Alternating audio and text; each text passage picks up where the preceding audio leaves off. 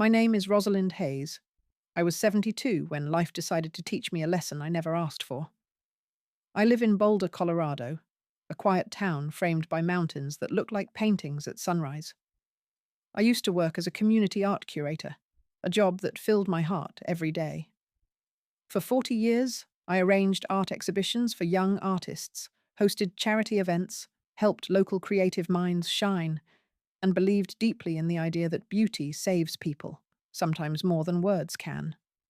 My husband, Richard, used to tease me, saying I treated every painting like a child waiting to be adopted into someone's heart. We met in a small museum in Boston, married within a year, and built a life that felt gentle, predictable, and warm. When Richard passed away 9 years ago, the silence in my house became louder than any storm. The walls still carried the echo of his laugh, and for months I would reach for the other side of the bed in habit, forgetting that grief had already claimed his half permanently. After his passing, art was the only thing that felt alive. Colours, canvas, stories, brush strokes. Those were the only conversations that talked back to me when the world felt numb. When I retired, the town held a small farewell exhibit in my honour. People called me the keeper of small dreams because I never cared if an artist was famous. I cared if their work carried truth. I lived a simple life after that. Morning tea on the porch, watercolour painting classes I taught for free at the community centre, long, slow walks in Maple Park, and evenings spent journaling or listening to soft piano music. Aging never scared me. Invisibility did. The world slowly begins to look past you when you get older, as though wisdom expires when beauty fades. But I promised myself I would never let life shrink me. I believed dignity ages better than youth ever could. I had 2 children. My heartbeat split into 2 names: Noah, my firstborn, and Alara, my youngest. They were everything Richard and I ever built, the living proof that love leaves footprints even after it's gone. I often thought that if life ever wanted to measure my success, it should count in the number of lullabies I sang, scraped knees I kissed, and prayers whispered above sleeping children, not awards or applause. Even now, at 72, I don't speak like an old woman defeated by the world. I speak like someone who once held the world in her hands, gently, imperfectly, lovingly. My story didn't begin with heartbreak. It began with devotion. The heartbreak only entered much later, wearing the disguise of celebration.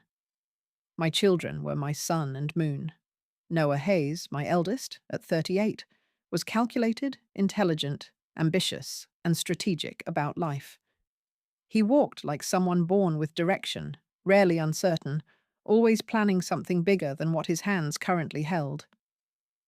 Even as a child, Noah lined up his toys by purpose and color, convinced chaos was simply laziness wearing a disguise. He studied business, earned scholarships, led projects, and never wasted time on small dreams when large ones were available. I remember watching him receive his first award in high school, his tie slightly crooked, confidence slightly oversized, and thinking, he will change the world before the world tries to change him. Then there was Ilara Hayes, 34, my gentle wildflower. If Noah was architecture, Ilara was watercolor. She spoke softly, observed deeply, and felt everything intensely. She became a children's therapist, believing that healing begins with giving kids words for emotions they don't yet understand. She once told me, "Broken adults are just unheard children, Mum." I never forgot that. Richard and I raised them with love, discipline wrapped in patience, and expectations balanced with compassion. Our home smelled like warm bread, evening conversations, and an unshakable belief that kindness was never a weakness. Even when money was tight in the early years, Richard would say, "We may not have extra, but we will never live small." Family dinners were sacred. We talked about dreams more often than problems, laughter more often than fears. I thought those meals built a foundation nothing could ever shake. When both children grew up and began building their own lives, I never inserted myself unless invited. I wanted them independent, not indebted. I never weaponized motherhood into ownership. Their victories felt like mine. Their heartbreaks felt like mine too. But unlike many mothers who subtly demand influence, I always stepped back respectfully. I believed love should guide, not govern. Noah called every Sunday. Ilara visited every weekend. I believed the family compass was still pointing true north. When Noah met Stella Beaumont, everything seemed hopeful at first. She was sharp-dressed, bright-voiced, fast-minded, a rising lifestyle brand strategist, the kind of woman magazines build covers around. I admired her drive. She reminded me of fireworks, breathtaking, brief, powerful, a little dangerous if held too close. I wanted Noah to be loved well. I only prayed his love would also learn tenderness along the way. Boy, did I underestimate how much tenderness would soon be tested. When the wedding announcement came, standing in my kitchen with Noah holding a tiny velvet ring box like it contained the sun, I felt a mother's proud shiver run through me. This was supposed to be the payoff of every sacrifice.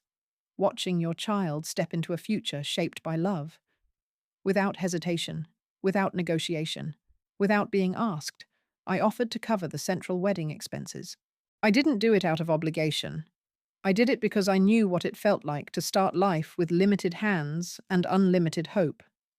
I paid for the Mountain View Estate venue, a place that looked like Colorado itself had exhaled beauty into one location.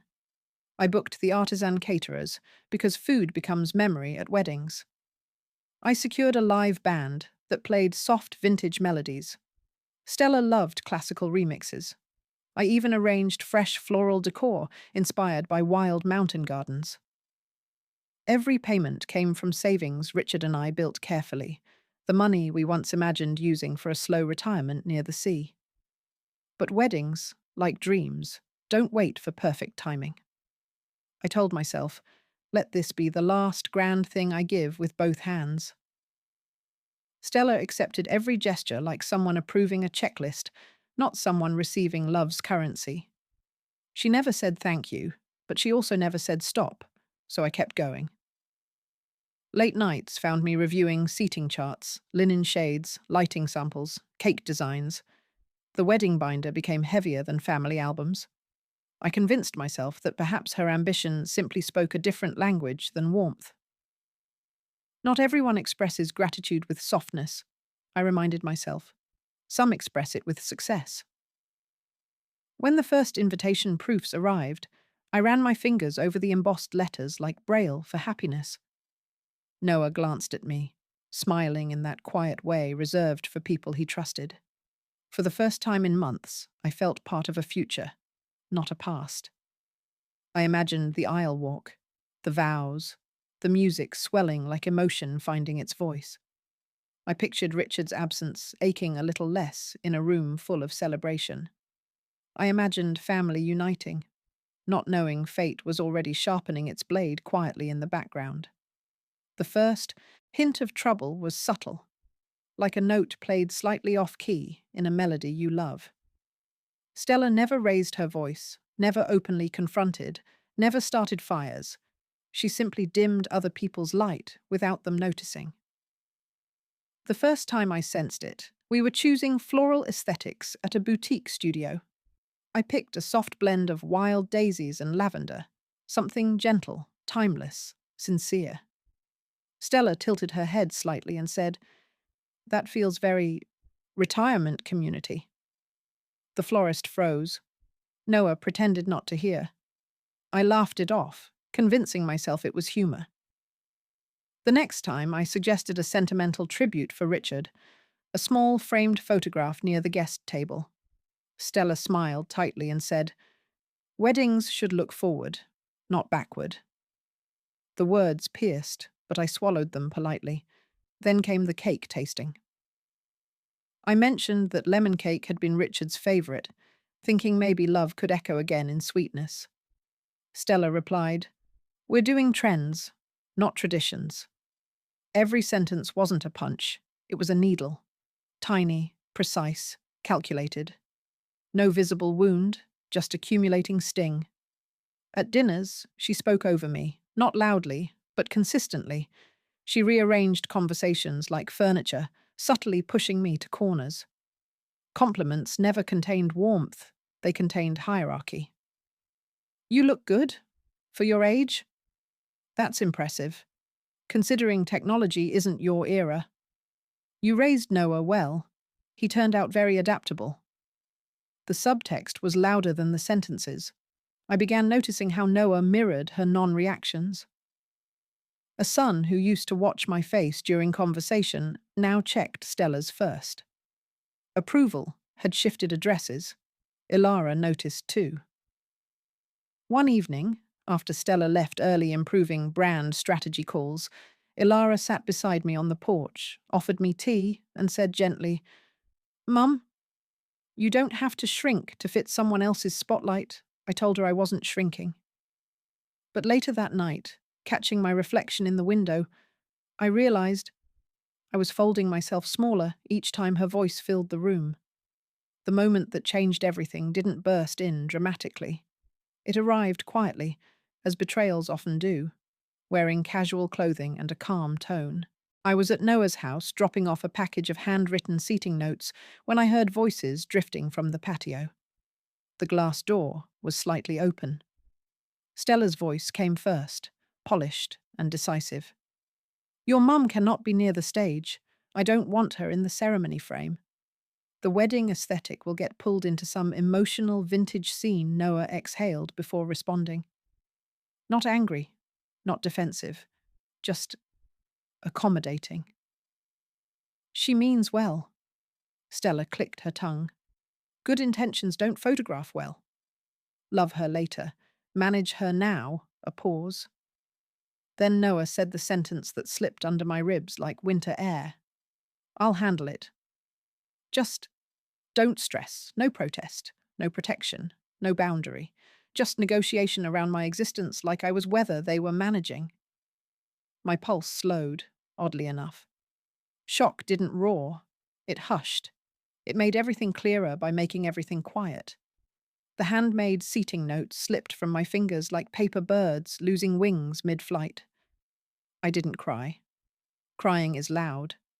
This moment deserved silence. I stepped back, careful not to disturb the moment that wasn't meant for me to witness. Too many mothers miss the truth because they hope louder than reality speaks. I heard enough. Love didn't hurt me in that moment. Permission did. The permission my son gave someone else to shrink me. I walked away carefully, the hallway feeling longer than memory. Outside, the Colorado wind brushed my face like a friend, checking if I was still breathing. I got into my car, placed both hands on the wheel, and sat there longer than clocks could measure. Some moments don't break you, they rewrite you. That was mine. After overhearing that conversation, nothing felt the same. The world didn't collapse dramatically. It shifted quietly, like a picture frame slightly nudged, but never straight again. The next family meetup was planned at a small riverside cafe, a place I previously loved for its copper bells and cinnamon aroma. That day, the bells sounded heavier, chairs scraped louder. Even sunlight felt less gentle. Stella arrived in shades and silent confidence, the kind that didn't need volume to dominate a room. Noah followed, holding her coat, eyes already tracking her expression before words were even spoken. Ilara reached first and kissed my cheek, her warmth arriving early like insulation against weather no one else could sense. Stella began briefing wedding updates like a corporate presentation. Vendor names, aesthetic palettes, social media guidelines, hashtag strategies. Then came the moment disguised as casual conversation. She said, stirring her drink, "We're reworking the stage arrangement. Want everything clean, modern, distraction-free." Her eyes slid briefly toward me, not fast enough to pretend it wasn't intentional. Noah cleared his throat and added, "Yeah, Mum, we might adjust some positions to keep things smooth." The old me would have translated unease into dialogue. The updated version of me recognized preparation when I heard it. Smooth, in this language, meant manageable. Manageable meant me. I took a slow sip of tea before answering. As long as your happiness is centered, arrangements are yours to make. My voice carried no fight, no collapse, just measured distance. Stella smiled, satisfied too quickly. Noah relaxed too fast. Ilara studied me a little too long. The conversation drifted, but the message was delivered. Wedding politics weren't about flowers or seating anymore. They were about placement of importance. And according to the new blueprint, I was decorative, not foundational. 2 nights before the wedding, I received a call from Noah. His tone was gentle, rehearsed diplomacy. "Mom, there might be a small change." I already knew. He continued. "Stella wants minimal family presence near the main frames during the vows. Just for symmetry and visuals. You'll still have a seat, of course. Just slightly adjusted. Slightly, the kind of word that does the work of a bulldozer while wearing socks." "Where would that be?" I asked calmly. A pause. Not long, but long enough to reveal shifting internal scripts. "Second row, far right aisle. You'll still see everything." The second row isn't a position. It's a statement, especially for the woman who funded the aisle itself. Still, I gave him silence instead of confrontation. Silence terrifies guilty people more than anger does. "Mum?" he pressed. "I heard you." My voice wasn't small. It was resolved. He misread the tone as compliance. People often mistake a closed door for an opened one if they want passage badly enough. Later that evening, Ilara came by, carrying my favorite orange blossom biscuits. She didn't ask what happened. Intuition did the work of dialogue. We sat on the porch, watching the sky shift colors like moods learning to speak. She said softly, "You're not a feature, Mom. You're the foundation." I smiled because someone in this story needed to remember the original architecture. That night, I walked through the house past walls carrying framed memories, hand-painted canvases, and years of fingerprints invisible to guests, but loud to hearts. I realized something with surprising clarity. Weddings are where families present their best selves to strangers. But sometimes, in perfect lighting, true faces reveal themselves to the ones who already knew them in the dark. Wedding morning arrived brushed in rose gold light and deceptive softness. The mountains looked ceremonial, unaware of the tectonic shift about to happen below them. I dressed slowly, not in sadness, but in ceremony of self.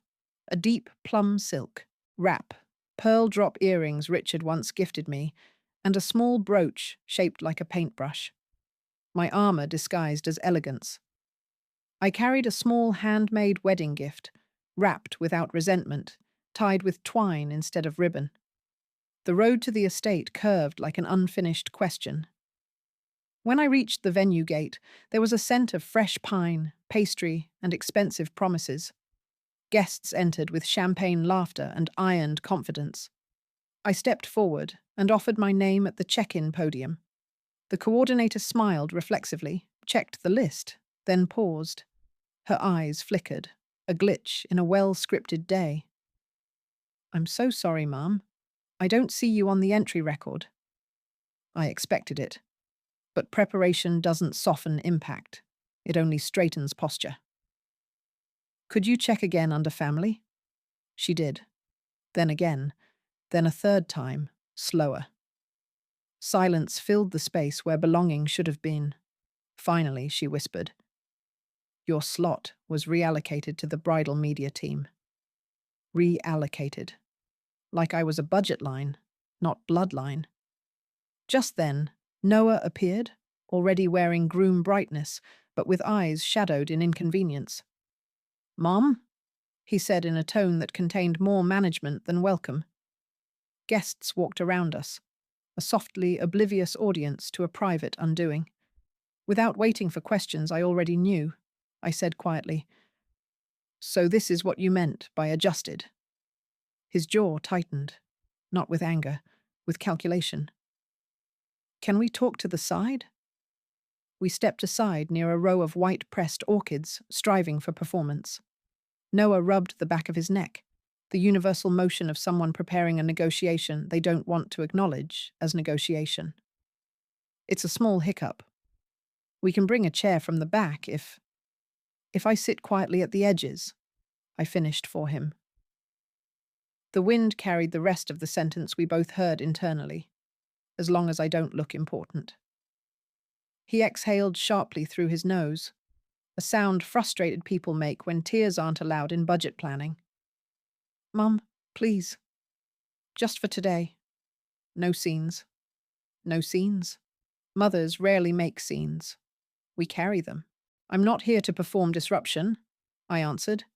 I came to witness a moment I helped build. His eyes dropped, not in guilt yet, but in discomfort. Discomfort always arrives before guilt, but never guarantees its arrival. Stella's under pressure. Everything's being watched. The wrong optics could... Optics, I repeated softly, tasting the word like metal. So my presence is an aesthetic problem. He didn't deny it. Denial requires courage. Agreement only needs silence. Guests passed us. Perfume, heels, chatter, curated excitement. I imagined two futures standing side by side. One where I diminished myself into an acceptable decoration, and one where I refused negotiation of my own existence. Only one of those futures allowed me to walk away recognizable to myself. I turned toward the parking trail without sharpness, without drama, without raised voice. The quiet is what stunned him, I think. Noise can be managed. Silence cannot. Mum, wait.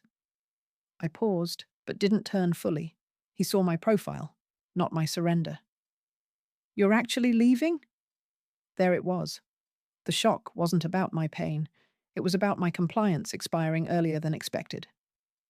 I never arrived where I wasn't invited, I said, opening the car door.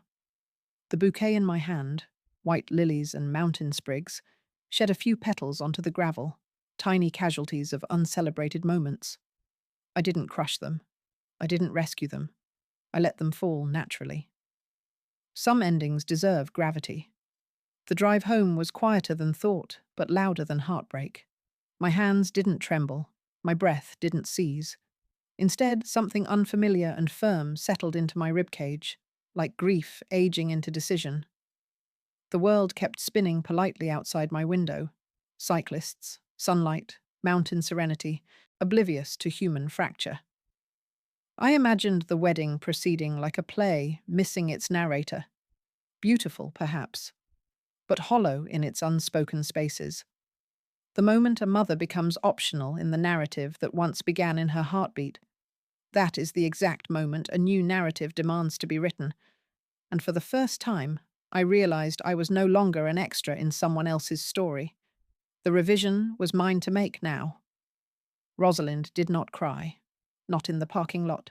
Not during the drive.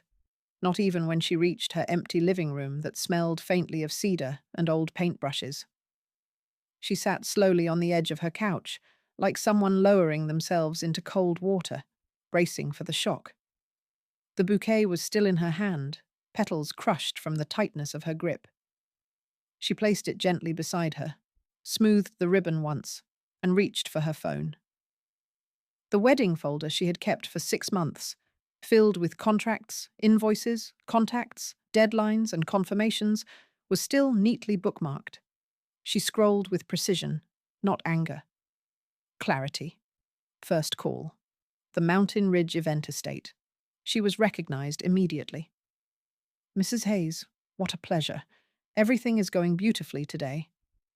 She cut in softly. I need to cancel my sponsorship and authorization for payment, effective immediately. Silence. But the wedding is already underway. Her voice remained steady. My authorization is withdrawn. You will redirect all refunds to my account. I have the legal right as the primary payer. They tried to reason. She did not argue. She simply asked them to confirm the cancellation by email within 10 minutes. Call 2, Evergreen Catering. Call 3, Silverline Decor and Design. Call 4, The Live Band. 5, Photography Deposit. 6, Floral Arrangements. Each conversation followed the same script: brief, firm, calm, final. The moment she hung up after the last call, her hands were trembling, not from fear, but from the gravity of reclaiming pieces of herself she hadn't realized she had surrendered. Within an hour, her email pinged 6 times: confirmations, refund initiations. A total sum she had never imagined spending on anything for herself returned to her hands, but she did not plan to keep it. For years, she had quietly supported local art initiatives, so she opened her laptop and drafted a new transfer: the Hayes Women's Art Scholarship, dedicated solely to single mothers pursuing creative careers. No delays, no hesitation. She called the trustee board, explained nothing beyond logistics, and authorized the full sum to be moved into the fund under her late husband's name. The notification of payment left her screen at 2:11 p.m. She didn't smile. Redemption doesn't always look like joy. Sometimes it looks like purpose regained. At the estate, chaos didn't arrive dramatically. It arrived in fragments. First, the decor crew stopped adjusting floral arches and quietly began dismantling the entry table. Guests assumed it was a styling choice. The chandeliers that were meant to be dimmed into a golden evening glow stayed bright, unprogrammed. The band, mid-tuning, received a call, packed their expensive instruments, and left without explanation. Someone whispered that maybe the wedding was being shifted indoors. But the catering staff came next, stacking trays carefully but without urgency, like workers who already knew the conclusion. A guest asked about appetizers. The server, rehearsed by phone call minutes earlier, responded politely: "The service has been temporarily paused." Temporarily. A word that comforted briefly, but held no answers. The most awkward moment came when the photo team began unscrewing tripod mounts. The bride, Stella, rushed toward them aggressively, veil flaring behind her like a battle flag. "Where are you going?" "We haven't done couple portraits yet." The head photographer checked his phone. "Our contract sponsorship was withdrawn. We can't continue shooting unpaid." The words hit like public thunder. Olivia's mother fanned herself dramatically. Influencer friends, waiting to live stream the reception, stared at black screens.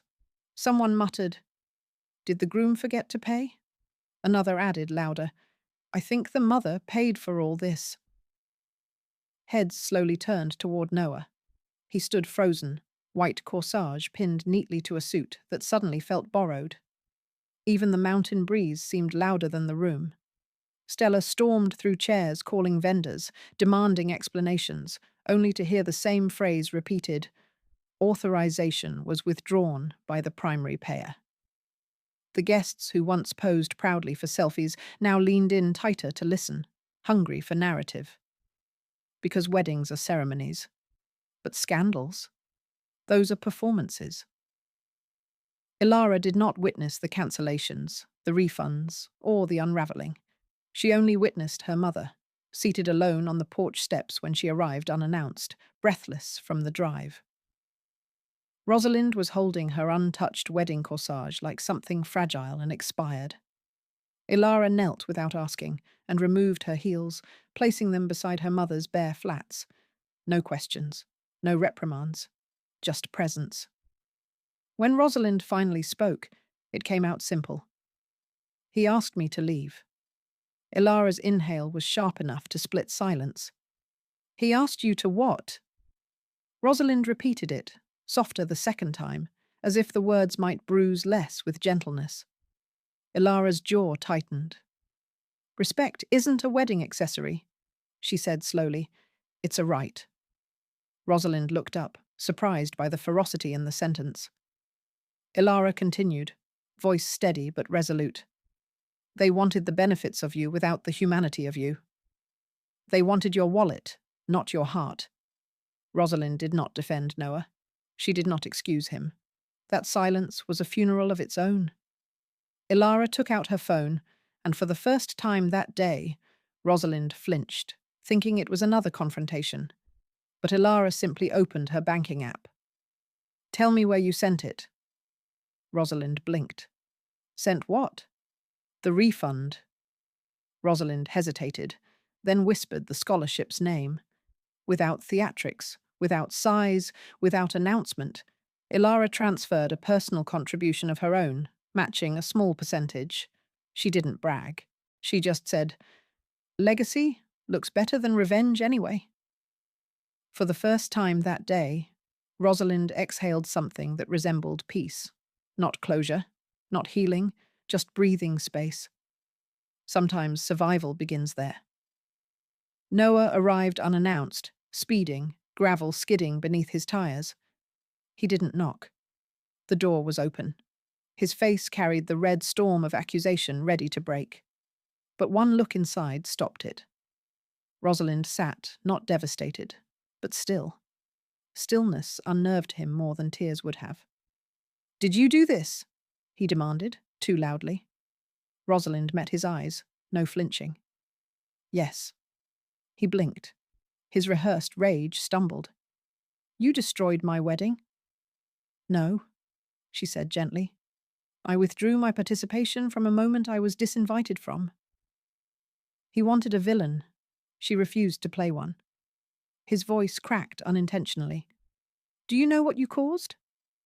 "Consequence," she replied, "is not the same as chaos." The air rearranged itself. He sat abruptly because anger needs fuel, and she offered none. He noticed the empty vase where her bouquet should have rested, the packed envelopes of contracts, the stillness around a woman who had reached the end of pleasing others at her own expense. "I didn't think you'd actually leave," he muttered. Rosalind stood then, not dramatically, slowly, with the gravity of a woman unloading decades. "I didn't either," she admitted, "but humiliation has a threshold. And today, yours met mine." Silence filled every corner of the room. He felt the weight not of losing a wedding, but of losing the illusion that mothers are infinite wells with no bottom. She walked to the door, placed her hand above the frame, and whispered the sentence that would haunt him longer than any argument could. "A celebration built on erasing someone will never be a celebration." He left without slamming anything. Some doors close louder when untouched. Weeks later, the story circulating social media was not the scandal of a ruined wedding, but the revelation of the scholarship. Journalists cared less about floral cancellations and more about a 72-year-old woman funding futures for artists who otherwise would have fewer chances. Interviews requested her. She agreed to none. Legacy speaks loudest without microphones. Letters began arriving instead. Handwritten notes from single mothers who had once packed paintbrushes away because life demanded rent instead of color. One envelope contained a photo of a mother painting a mural with her child on her shoulders. On the back, the handwriting read, "Thank you for choosing us." Rosalind hung that image above her work desk, not as validation, but as alignment. Noah never received a dramatic confrontation or a cinematic reconciliation arc. Healing didn't narrate itself loudly. It showed quietly in changed behavior, measured silences, and an apology written in effort rather than volume. Months later, he sent a short message, not asking to be forgiven, only acknowledging why he needed it. She replied 2 words, "I'm here." Not absolution, not rejection. A bridge, not a door. Rosalind never walked anyone else's aisle again, but she walked her own, toward autonomy, dignity, and contribution instead of approval. The scholarship flourished. Her name wasn't raised as a martyr or heroine, just as a woman who learned that love without respect is charity, not family, and she had given enough charity in her lifetime. The world did not remember the wedding that collapsed. It remembered the worth that refused to bend. The petals she once carried in her hand had long dried, But the seeds of what she chose to plant instead grew louder than any celebration ever could. And that, finally, was her victory.